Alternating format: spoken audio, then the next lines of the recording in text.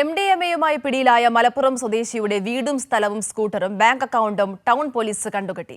മലപ്പുറം പേങ്ങാട് സ്വദേശിയായ സിറാജിന്റെ സ്വത്തുക്കളാണ് കണ്ടുകെട്ടിയത്. ലഹരിമരുന്ന് കേസുകൾ ഉൾപ്പെടെയുള്ള സ്വത്ത് കണ്ടുകെട്ടുന്നതിലൂടെ ലഹരി മാഫിയയ്ക്കെതിരായ ശക്തമായ സന്ദേശമാണ് കേരള പോലീസ് നൽകുന്നത്. ഫെബ്രുവരി 16-നാണ് 750 ഗ്രാം MDMA-യുമായി സിറാജ് പിടിയിലായത്. ഈ കേസിലാണ് കോഴിക്കോട് ടൗൺ പോലീസിന്റെ സ്വത്ത് കണ്ടുകെട്ടൽ നടപടി.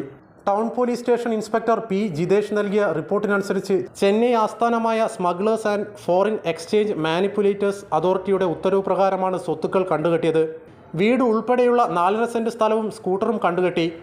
പ്രതിയുടെ പേരിലുള്ള അക്കൗണ്ടിലെ 15,000 രൂപയും മാതാവിൻ്റെ അക്കൗണ്ടിലെ 33,935 രൂപയുമാണ് കണ്ടുകെട്ടിയത്.